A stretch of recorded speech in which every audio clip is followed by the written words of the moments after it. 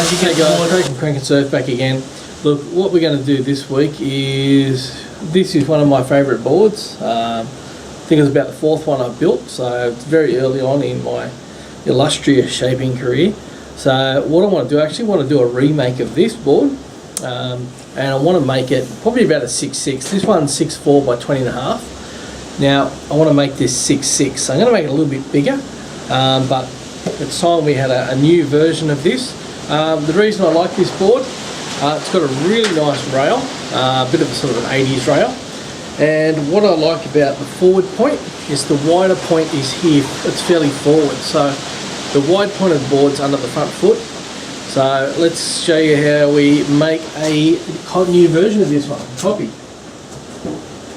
So once again, we've got our good old project cardboard, and we're going to chuck it on the rack here, and let's make basically make a new one. This is take the fins out. This is just an old FCS one, so we're just going to take the fins out, and we're just going to screw in the little metal plugs. What do they call them? I don't know. FCS call them something special. We're just going to screw those back in, and we'll get into making next step in this process. Just going to give the board a quick wipe down. Basically, just get all the dust. You can see I make boards in this shed. I also repair boards, so it's really dusty. So it's just going to give her a wipe down. Just a quick one, nothing too fancy.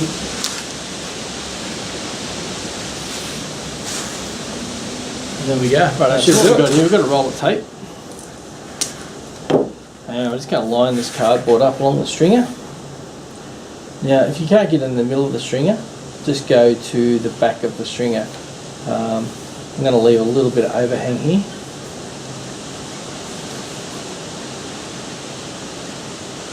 And just going to put that green tape down. And I'm going to move along.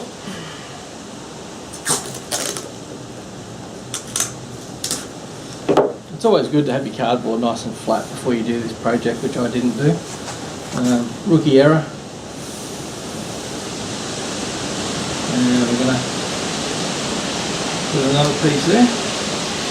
And what we're going to do, just going to work up the board, getting out any rolls, which is going to be a few by the looks of it. Once again, flatten out your paper before you do this. So that second piece of paper, watch out it doesn't knock you out.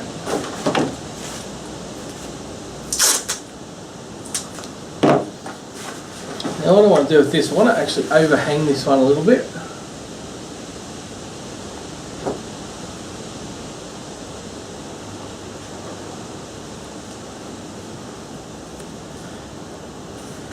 And I want to put a piece of tape across it, as well as another piece along it. So I'll put one piece across and then one piece up. So what I'll do is go up the front again and line it up with the stringer to where I want it. And same thing.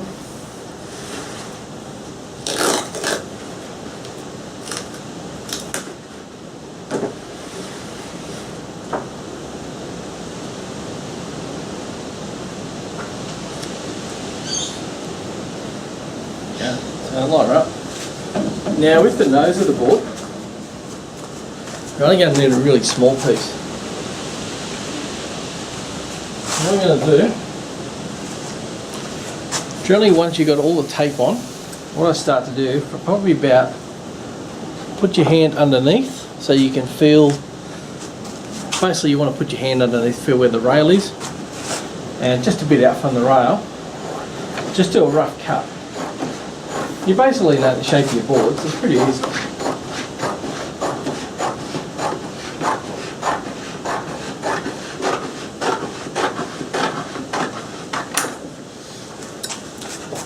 Now doing that's done two things. It's given us an extra bit of cardboard to do the nose. Pretty handy, it means we need less cardboard. What it's also done is made this project cardboard really easy to work with. So it hasn't got the heaviness in it. So when we go underneath and we do the pencil draw, it's going to make it really easy. But I'm going to show you another trick I do with that. But what I do is we'll just cut these off. Basically, these are just a pest. We don't need them.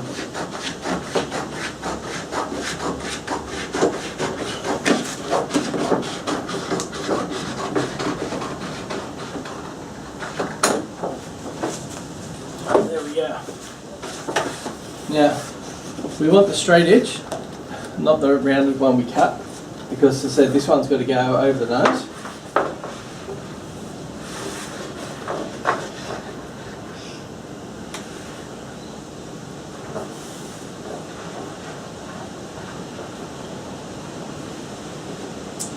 And same thing, just going to tape across.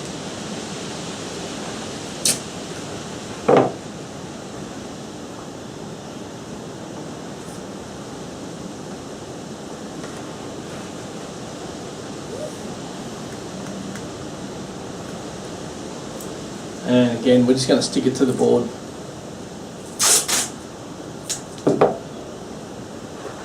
In line with where we actually want it.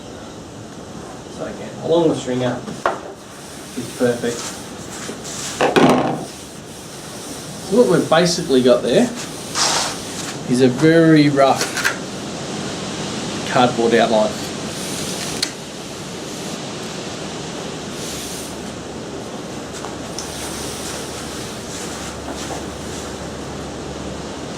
Which I'm pretty happy with.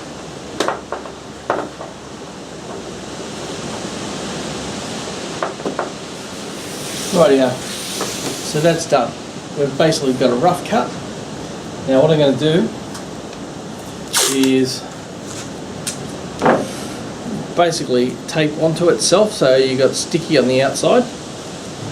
Then just in under the rail on the actual board,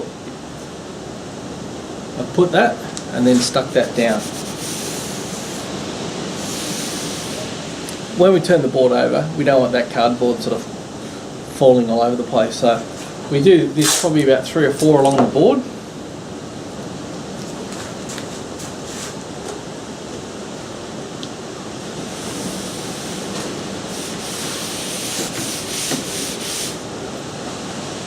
And we'll do one in the nose.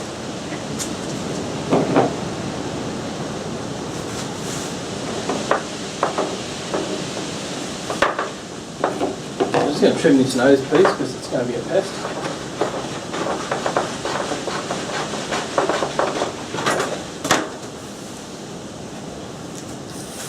Right, so what we're going to do, actually, I'm going to flip the board over now.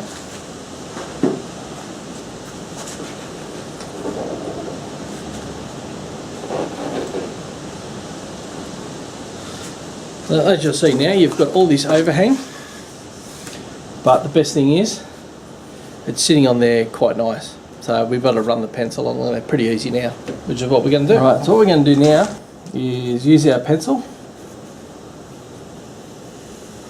and we're just going to run along, keeping the pencil straight. So straight being straight vertical. Because if we don't, we'll start to get a bit of a wonky line. So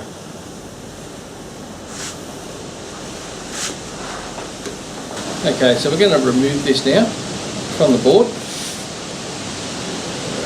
We're very happy with it, as we should be. It's a good job.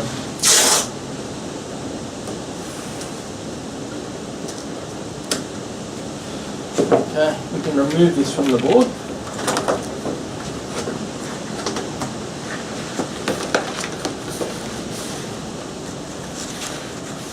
And we've pretty well got our template, so all we've got to do now is trim it. But before we do that,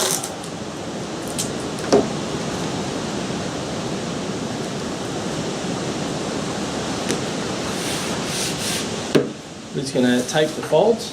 So I've got our scissors.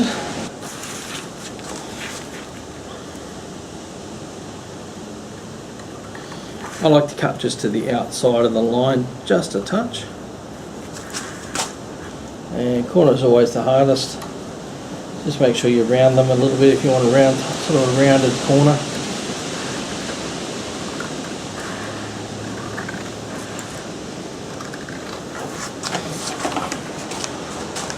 But all we're doing now is just cutting around the outline.